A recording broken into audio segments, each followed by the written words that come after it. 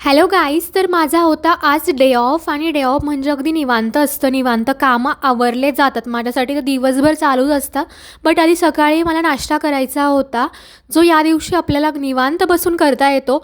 तर मी सुट्टीच्या दिवशी मला नाश्ता करायचा होता आणि आज माझी इच्छा होती ती म्हणजे चहा आणि शंकरपाळे खायची. तर मी कोरा चहा बनवला होता आणि त्याबरोबर शंकरपाळे खाल्ले होते.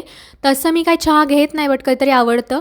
तर कोणाला माझ्यासारखं चहा शंकरपाळे खायला आवडत मला नक्की सांगा. त्यानंतर दुपारचं जेवण मग मी बनवायला लागले, ज्यामध्ये मी शेपू पालकची पातळ भाजी बनवली होती, ज्याची डिटेल रेसिपी मी करंटमध्ये शेअर केली आहे. तुम्ही जाऊन नक्की बघा. आणि सोबत बाजरीची भाकरी, जी मला कधीही आवडते. त्याच्यामध्ये थोडंसं मीठ घातलं होतं आणि तीळ घातले होते. अशी बाजरीची भाकरी मी बनवली होती. हिवाळ्यामध्ये मोस्टली आपण प्रेफर करतो, कारण गरम असते, सो नक्की खाल्ली जाते. त्यानंतर त्याच भाकरीच्या तव्यावरती मी थोडंसं लसूण, मिरची आणि शेंगदाणे घालून ठेचा बनवला होता. आणि मग त्यानंतर माझ्या दुपारच्या जेवणामध्ये म्हणाल तर ठेचा, बाजरीची भाकरी, शेपू पालकची पातळ भाजी आणि बाजरीच्या भाकरी असं जेवण मी भरपूर बनवलं होतं. त्यानंतर इव्हिनिंगला मग थोडासा आराम करून मी रागीचा लड्डू, जे मी पार्सल मागवलं होतं त्याच्यामध्ये आलेला, तो मी खाल्ला. त्यानंतर माझ्या किचोबरोबर थोडेसं खेळले आणि त्यानंतर रिलॅक्सली संध्याकाळी मग ऑलरेडी दुपारचं जेवण शिल्लक होतं.